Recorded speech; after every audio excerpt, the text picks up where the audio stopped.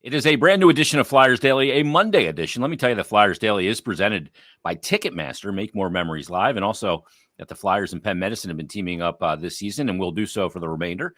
For the Penn Medicine Assist, and the Penn Medicine Assist is the Flyers and Penn Medicine. They donate 30 pounds of food to local communities in need for every Flyers assist this season. So that's great news.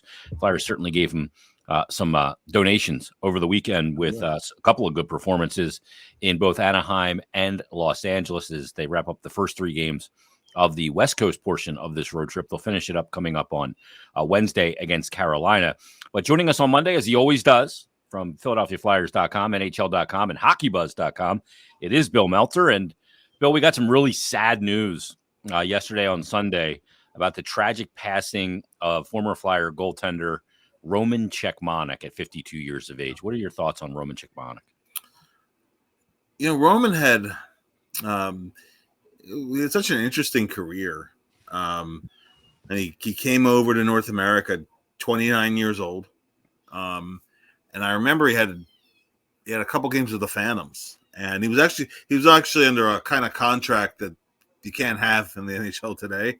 But basically he was allowed to have a little trial period in North America, and if he didn't like it, or if he was sent to the Phantoms, he could have gone back. He could have canceled his contract and kept his signing bonus. I think it was about 45 days or something like that. And he actually started out with the Phantoms because Brian Boucher had that great rookie year, and Cechmanek had won, I think, 5 consecutive championships in the Czech League, and he'd won the World Championship for the Czech Republic and won the gold medal.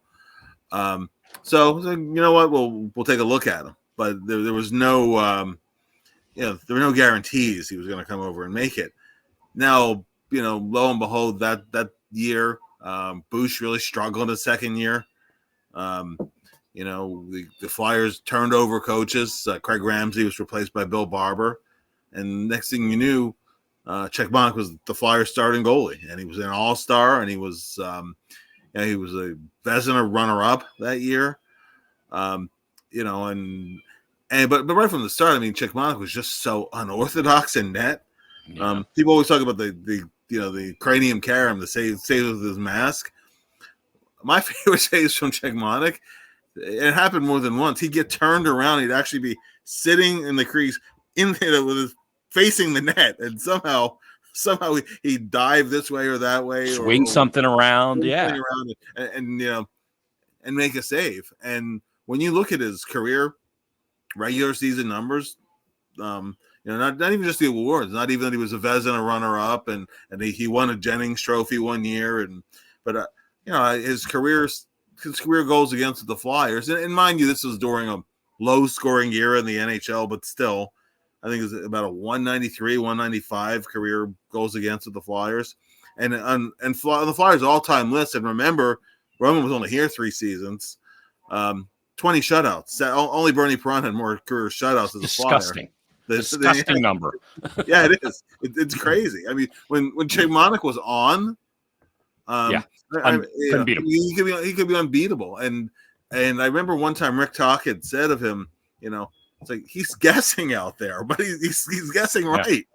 And then when he was off, obviously it could get ugly sometimes too. I mean, but it didn't get ugly a whole heck of a lot with him. His numbers, for early 2000s NHL, his numbers are pretty ridiculous. By the way, his rookie year, he was 29 years of age. He was drafted when he was 29, which is another rarity, obviously. But he was 4th in the Hart voting in his rookie year. Yeah. So it was. I mean, Roman, and he was. His first year in Philly, he loved it here. Actually, the reason why they actually got Yuri Dopita, who was his best friend in the Czech League, over here finally, because Dopita, so many NHL teams tried to bring him over, and nobody could get him to come over. Yeah. It was because Cechmanek was loving it here that first year. It ended up, it didn't end up great by the end. But Cechmanek was just, it was a high wire act every game. But yet, as you said, the numbers were just fantastic. And also, I think to put a little more context to the to the playoff failures, which were as much team failures as individual. Remember the Flyers had that 7-game series with Toronto, 2002. Yeah. And, and everybody's, Čechmánek's just going to blow sky high. When the series was on the line in Game 7, Čechmánek was great, and it was actually Ed Belfour who blew sky high in that game. Yeah. Yep. So, Belfour is a Hockey Hall of Famer, and Čechmánek just outdoing him and with the series on the line. And when they had the two series that scores that goal, is that the Roenick goal? That was the next year. Okay, the next year. That's because the Roenick goal was in Game 6, and into that it was back to back, just classic series. Yeah. I think the 2002 series was the one I think the 3 games went to at least double overtime. Wow. Series. Well, yeah, that was just an insane series, and it was. Unfortunately, by the time the Flyers won that series, they were out of gas. By the time they played Ottawa, in that second round. Yeah. But for those back-to-back years, they lost to Ottawa. 1 year was in 5 games. 1 year was in 6 games. But the 3 games they won in those 2 years, Jason, were all shutouts by Cechmanek. He never got more than 2 goals in a game, either of those 2 series. So every game they won was a shutout by him. So that, so I don't think you put it all on the goalie that they didn't win. Yeah. I mean, when you look at, in his rookie year, again, he's 29 years of age. He plays in 35 or he plays in 59 games. He gets 10 shutouts. 1 in every 6 games is a shutout. That's an insane number. And then over his Flyers career, like you said, he gets 20 total in 163 games. So basically 1 in every 16 games. And then he plays 49 games to end his NHL career in LA with the Kings, and he gets another 5. Yeah. Like, that just tells you that's a goalie. To me, he was the only goalie, Bill, that had some resemblance, and it's odd that it's his countryman. Maybe it's not odd. To Dominik Hasek and the unpredictability and the way that he would make saves. It was so unpredictable for shooters that it tied them in knots at times because it was so unorthodox. Yeah, they didn't. You say, well, he didn't know what he was going to do. So how the shooters know exactly? Well, he knew there was a method to the madness, and also one thing with Roman too, because he was 6'4", whereas Hasek was little. Yeah, so he was all arms and legs. And Cechmanek really had a short career, but a really interesting career. I mean, he won, like I said, 5 or 6 championships in the Czech League, won a world championship, and then he had that run where he was just unbelievable, and especially the regular seasons in the NHL. Unfortunately, Roman's later years after hockey were not troubled. A lot of personal difficulties, financial problems spilled over into legal difficulties, and put strains on marriages and those kind of things. It's Roman's later life really wasn't great. They're still trying to determine exactly what the cause of death was, but in a hockey rink, and I'll add this too. One thing that, because Roman was away from the game for a while, was trying to go out in the business world, and it didn't really work out for him. One thing that did give him happiness in recent years was he did come back to the game, and he was coaching youth hockey, in the Czech Republic, and he seemed to really, really love doing that. So it's a very sad story. I remember Roman being a pretty friendly guy, very quiet, and he struggled with his English. When he went back home after his career, he talked a little bit further about that it was a struggle for him at times. Yeah. Because I think sometimes too, people were not as patient with him as they could have been because he struggled to communicate sometimes. Yeah. And you can kind of put yourself in his shoes too, right? You're in a foreign country. You've come over at age 29, so it's not like a player who's been over here since he was 18. He was speaking only Czech, playing in the Czech League, and he came over and was trying to learn English. It was hard for him, and I don't think everybody was as understanding as they might have been. But he still had a lot of success nonetheless. He did, and short career. And he did have a tremendous amount of, the numbers speak for themselves. They're eye-popping numbers in a lot of ways. So rest in peace to Roman Čechmánek, and our thoughts and prayers are with his family and everyone close to him. Bill, this past week, I thought it was such an interesting week of Flyers hockey. And if you follow along on social media, that swings like up and down like a toilet seat, right? And it did this week, because they go into San Jose and they lose to the Sharks. Sharks get their first win of the year. Sharks were 0-10-1 at that point. And Sharks really played a good game. I didn't think the Flyers were particularly good in the game. They outshot them significantly, but to me, it didn't look like a game that the Flyers should have won by, they just got robbed by Mackenzie Blackwood in a performance. I didn't see it that way. I thought the Sharks just played better, and the Flyers, I think, took them for granted a little bit, and they can't do that. They're not in position to do that. Vegas can do that and probably get away with it. Flyers can't. Yeah. But then they come back in Anaheim and LA, and they played two very diligent games and two very different games. Yeah. What was your kind of summation of this week in Flyer hockey? Well, yeah, that first game against San Jose, I expected San Jose to, after Greer came in the locker room, you don't often see too many closed doors with the GM and the players. I still expected the Flyers to win. I mean, you're talking about a team not just that they're 0-10-1, when that's bad enough as it is, but in 11 games they had a minus 43 goal differential. I mean, some teams have that for some last place teams have that for a season. They were minus 43 after 11 games. Yeah. Back to back 10 goal games against. Their penalty kill was. They were getting scored on 1 out of every 3 penalty kills. When you come out and you find yourself 90 seconds into the game already trailing to them. And, it was just yes, the Flyers had a lot of shots on goal. I mean, this said it all. Sometimes the analytics can be deceptive. Sometimes they tell you a lot. This is a game where the Flyers only had 11 high danger chances all game against one of the worst offensive teams in the last 30 years. So they were working hard, but not very smart. And they even though it was a 2-1 game, I think they deserve to lose that one. Yeah. I agree. So you come out, and Anaheim had been hot. They I think it was 6 in a row they'd won. They were just coming off the winning streak, but they were playing pretty good hockey. And the Flyers are really at a crossroads there. It's what I wrote in the Friday Forecheck column. They're really at a crossroads here because they were playing games that they deserved to win, and or play well enough to put themselves in position to win going into the third period. And that wasn't the case against LA, and it wasn't even truly the case against San Jose, who they really, again, should have beaten. So I was worried going into the 2 games this weekend, especially with the proposition you're playing another back-to-back. For the second time in 2 weeks, you're playing LA, which is a good team. They're rested. You're playing back-to-back again. They're laying in wait again.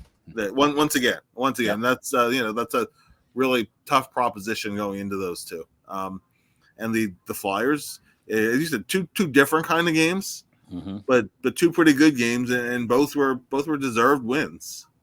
Yeah, I think the thing I said after the San Jose game here on Flyers Daily was, these games are going to happen, especially for teams that are rebuilding. I went through a bunch of teams like Detroit through their rebuild, and I went through, teams like, that Buffalo or other teams that went through the rebuild and are good now, and where they were a couple of years ago, and seeing losses to bad teams.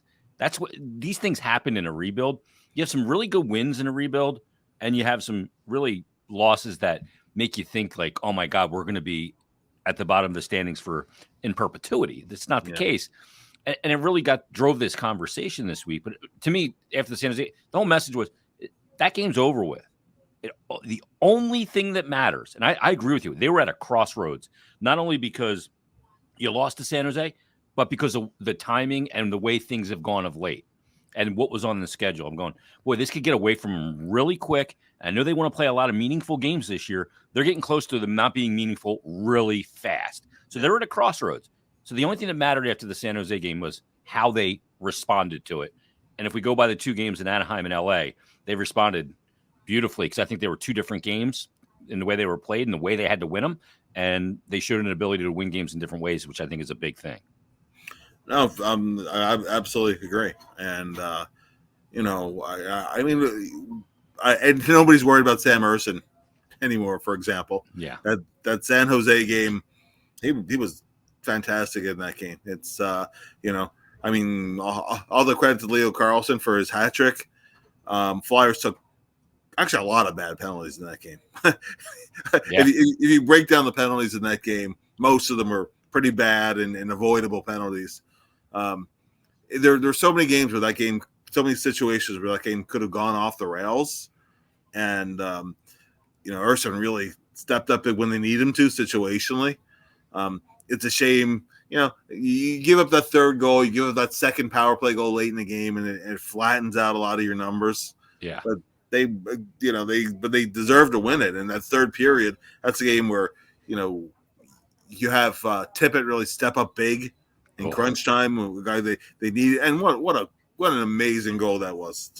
Unbelievable. That's the Connor McDavid type goal, like where he passes to himself around a guy. He's got so much speed going through the neutral zone into the zone, and then he just the finish too. I mean, it was beautiful. And Bill, like, do you notice this too? I talked about this in yesterday's episode. Yeah. When Owen Tippett's got confidence, like there's some players, just watching them through two shifts into a game, you're like, I don't know, has he got it tonight or not? Owen Tippett, when he's got confidence, you watch one shift, you go, oh my God, he's got it tonight. Yeah. Like you just see it, like he wears it. Oh, for sure, yeah. Like he grabs the puck and he goes. That's how you know that Tippett is on his game. His decision making and decisiveness. Yeah. Yep. Yeah, and it's just it's a more aggressive brand of hockey when he's feeling it. And sometimes when he's not, you can almost see the wheels turning a little bit. He's a little too fine with his shots. He'll miss the net sometimes by a wide margin just because he's trying to be too fine with it. And yeah, when he's clicking, it's something, it's a sight to behold. And and also lately, so far this season, because he was also just fantastic, absolutely tremendous in that San Jose game. Travis Sanheim. He was, between the ice time he logged, between one heck of a goal that he scored in that game. You mean the Anaheim game? Yeah. Yeah. I'm sorry. I meant the Anaheim game. Just the shift after shift after shift. He was out there every other shift, with the game on the line. And, he really looked like a stud defenseman in that game. He did. Yeah. So that was, two guys who you came into this year saying are key guys in a game where you had you pretty much had to win just to erase the taste of what happened. The previous game in San Jose, you had to win in Anaheim, and guys that you really wanted to step up for you did just that. So that was and you felt a little bit better. It's okay. It's as you said, the first game, San Jose, it was gone. How did you respond to it? And they responded as well as you could hope. Yeah, I think with Sanheim and that goal, you look at a long season, and I remember, I think it was Barry Sanders talked about this in the NFL. He said, when I'm in week 4 against Green Bay, whatever, right, at Ford Field, he goes, I can put my shoulder into a guy on the sideline and gain an extra yard, but I got to make business decisions. Yeah, I got to. I only have so many of those hits in my body. If it's a playoff game, I'm going for every inch. But other times, I'll just step out of bounds. I'm making a good business decision. I thought Travis Sanheim going down the left side against Anaheim, he could have made the business decision and just wheeled around the back of the net and tried to center it. Yeah. But he looked at. Just the facial look on him and in slow motion too was like, I'm driving this thing hard to the net. He just looks so much more confident in the power he can play with. Yeah, and that is a testament to how so much of that was the work he put in the off season. It's the physical side, but it's also the mental side. There was a determination. Yeah, he had that look that he was not going to be stopped. Yeah, and it was very Bobby Orr. It was. Yeah. Oh, it was. He might not score another goal like that again all year. Yeah, but Orr came from the other side, but yeah. Yeah. as a left shot. Yes. Yeah. It didn't go flying afterwards either, but it was just a heck of a play taking into the net like that. A great finish on it. And maybe the goalie does get to it and reaches it, but it was just a statement kind of a play. So it was pretty cool. Players playing with a chip on their shoulder. I think there's always two very great motivators in sport for professional athletes. One is contract year, and the other is shoving it up everybody's yiggy. Yeah. Oh, you thought I was this, you thought I was that. I'll show you. Yeah. And another guy in that boat, Bill, came up big against the Kings, and it's Morgan Frost. First, a lot of people look at that first goal that he scored where he goes behind the net and go, double bank as luck. I don't look at it that way. First of all, because of the speed he came down with. That was Cam Talbot overplayed the situation. Overplayed the post. Yeah, he did. And that opened up Morgan sees that and he goes, okay, there's a ton there. Let me throw it there because the goalie's not going to be in the middle of the net for him if it does hit off somebody to stop. And so I think that was a really savvy play by Frost to score that goal. And then obviously the second goal right on the edge of the blue paint, and he makes a deflection. We haven't seen a deflection goal, I don't think, all year since James Van Riemsdyk last year. Yeah.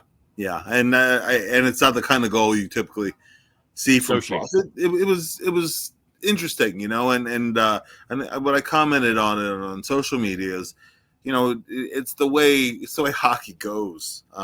The previous week, and I posted a bunch of clips because everybody was saying he has no points. He has no points. He was creating so many grade A chances that Konechny and Forster and a couple for Frost himself, nothing was going in, but the chances were there and they were all grade A's. Just nothing went in.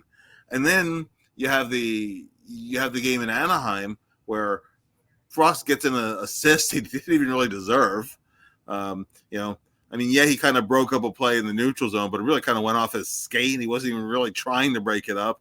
And it was really a great individual effort by Tippett. But, on the score sheet, it looks the same. It's an assist.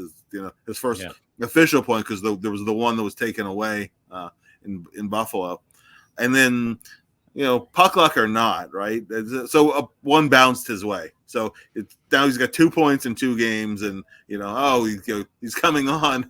And I thought he was playing pretty well before, and these were kind of a little bit of puck luck for him. It just tells you that if you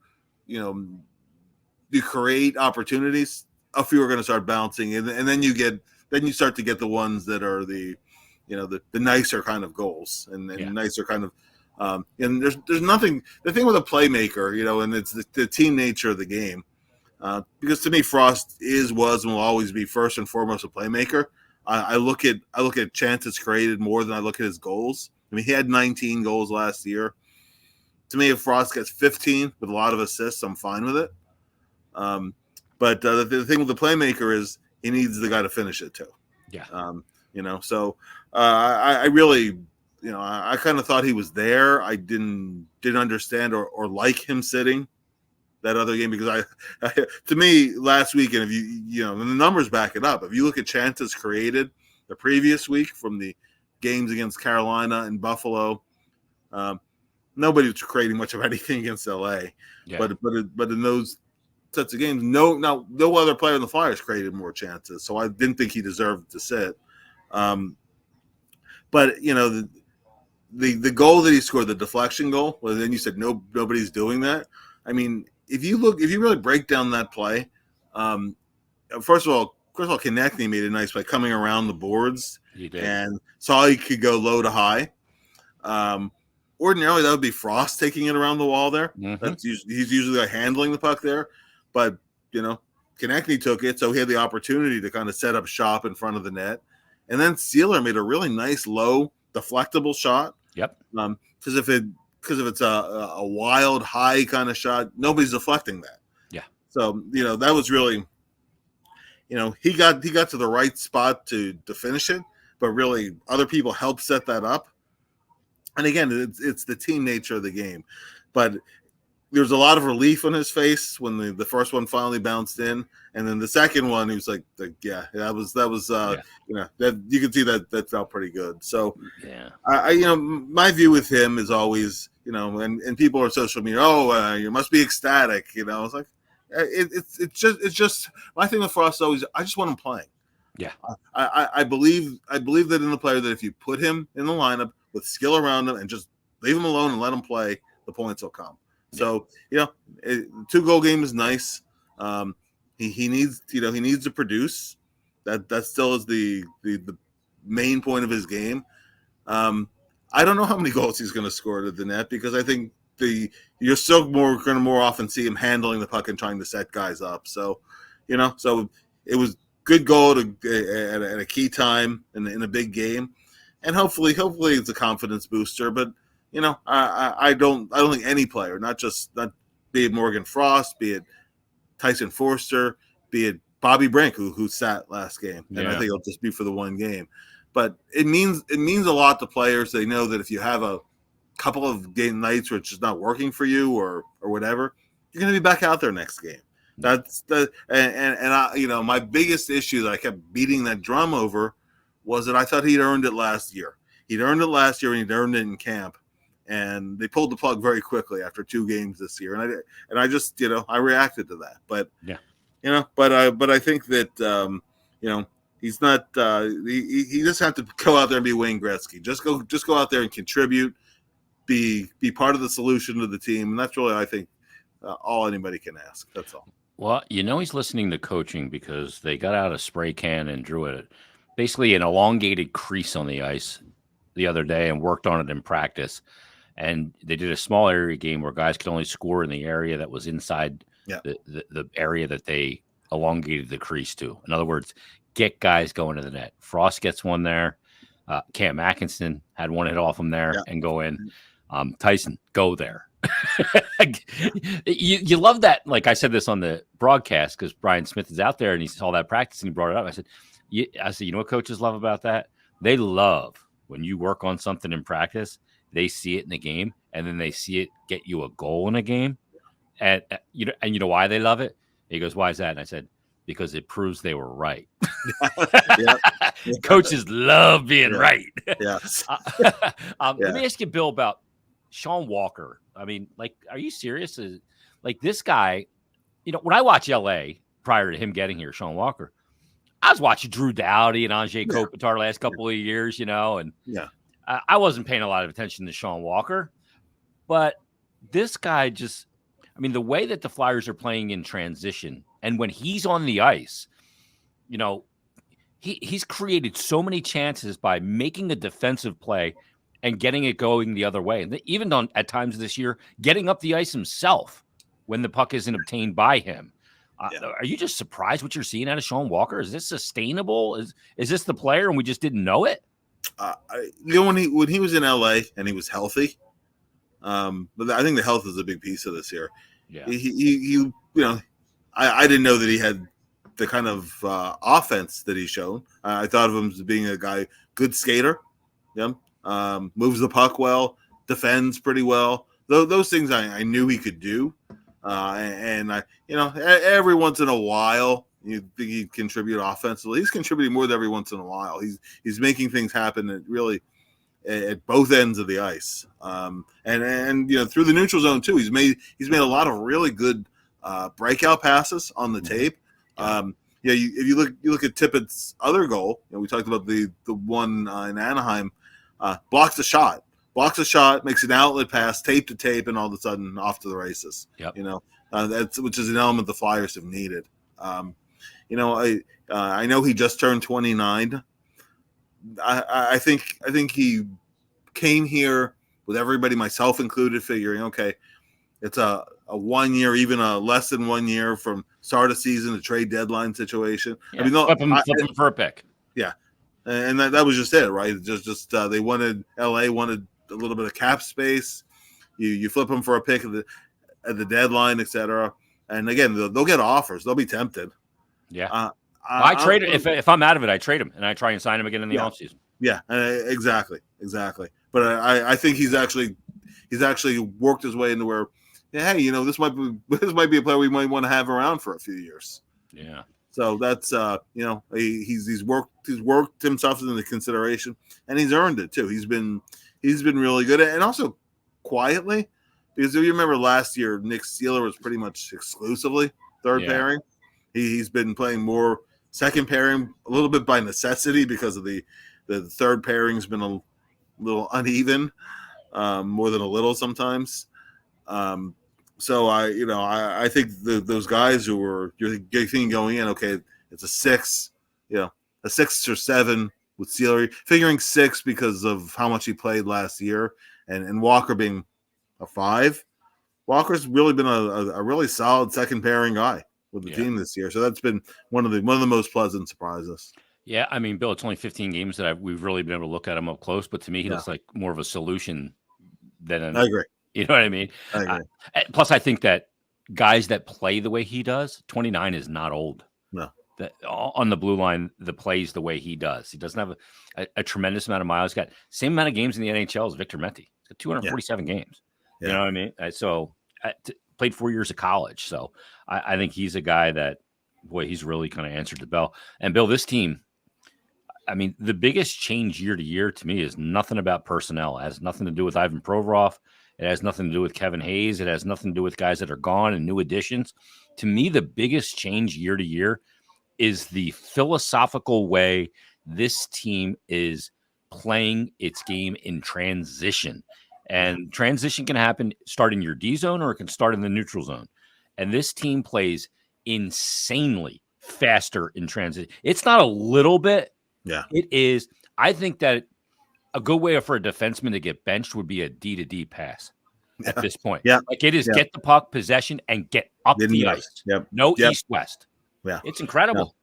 No. It is. And it goes back to, again, the puck moving faster than anybody can skate. When you move the puck as efficiently as they have, the whole team looks faster. And it's also fun to watch too. I think people are enjoying that element because it's more fun to watch. Oh, for sure. And look how aggressive they've been at their own blue line. Yep. Right. And so you don't have guys backing in all the time.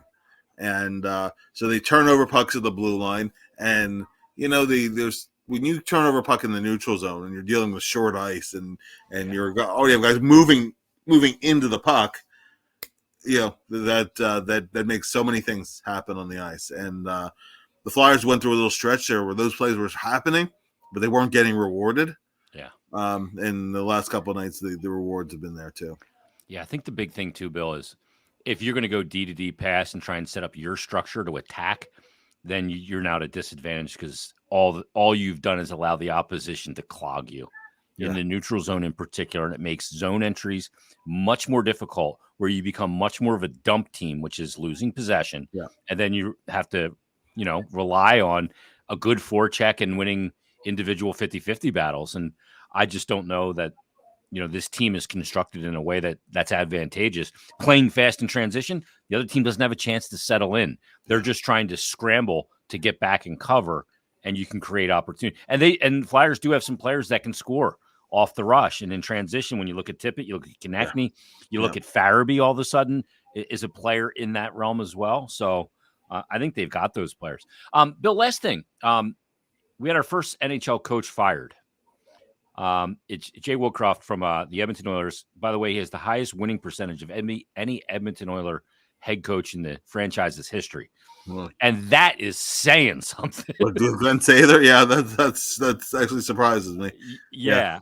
But he's only been there was only there for one full season, came in as a replacement and is being replaced now. And look, I know that the thing in the NHL is, why do they always fire the coaches in season? Well, it works, and it has worked on so many occasions. And Jay Woodcroft, he's a victim of that. But when I look where the Edmonton Oilers are, it's by no means a coaching issue to me. I look at where they are, and to me, it's very simple. It is a roster issue. It's a construction of roster issue. Yeah. And I don't know how they resolve it because the way things are going there, Connor McDavid's not going to extend there. I don't know that Leon Draisaitl is going to extend there. The extra year is not going to be enough to entice those players. This Edmonton situation, I think this is the beginning of something very enormous in totality. No question. We talked about the Flyers being a little in-season crossroads here. If they win the freaking lottery, Bill. I'm going to have a meltdown. Yeah, all those years of winning the lottery, placing and I mean, but what it also tells you too, though, is you win the lottery and the guy comes out, the guy is the superstar he's pegged to be, and it still is no guarantee of your team winning anything. Yeah. You still have to put the right pieces around them and play a certain way. I mean, the Oilers have been really built to be a very good regular season team. This season's struggles aside, are they a team that's built to win in the playoffs? That's been the question mark. And they're when you talk about playing playoff style hockey, the Oilers are. I mean, for one thing, a lot of times in the playoffs you get there, and I mean the Oilers last year especially, their power play was just incredible. It was over 30%. It just it carried them a lot of games. But you have to be able to win 5-on-5 too. Yeah. And Edmonton, if you could stay out of the box, Flyers did it against them actually. Yep. Stay out of the box against them. All of a sudden, you have an avenue to beat them because they were not a great 5-on-5 team, and they're still not a very good 5-on-5 team. And I think that they're going to have to get a lot better there, and a lot of that is personnel and the way that the way that their personnel is constructed and they play. So you'll probably get the change of coach bump in the beginning, and good luck to Chris Knobloch, who was a good guy, was here with the Flyers as an assistant for a few years. Yep. He knows McDavid well, having coached him with the Erie Otters. Yeah. So there's already a relationship there. I think you'll have the new coach bump that can run a while, but the underlying issues are all still there. So it'll be interesting. And as you said, it's not like McDavid and Draisaitl are on their entry level or just coming out their entry levels. They've gotten to the point that they want to win. Yeah. Right. And they want to be in a place where they're going to contend, to win for a long time. So it's getting to be kind of crunch time there for sure. Bill, it's my contention that generational, or when you pay players what they're paying McDavid and what Chicago is going to end up paying Bedard out of his ELC, and what they're paying Draisaitl, or what's happening with Matthews getting paid in Toronto. I don't know that in today's NHL that you can build a team that can win a cup, because like Colorado won it, and obviously they have McKinnon and they have McCarr. Neither of those players are getting that kind of money. Tampa, we know how good they've been. None of those players are getting that kind of money because of the tax situation down in Florida, and they've all taken kind of deals because they bring home more money. I just don't know that you can pay a player $13 million and the percentage of cap that goes with it and build a team in today's NHL and win in a 32-team league. Yeah. Depth is too important, and I just don't know how you can do it. Yeah, and I mean that's a huge piece of it. And also rolled in with the depth is that the teams that are like, you look at that's a damn deep roster. How'd they do it? A lot of times you have guys who are second-round picks, mid-round picks. Yep. Kucherov and Point were not first-round picks, for example, in Tampa Bay. Mm-hmm. And so sometimes it takes a while for the salary to catch up to their level of play. Sometimes they're on their third contract by then. Yeah.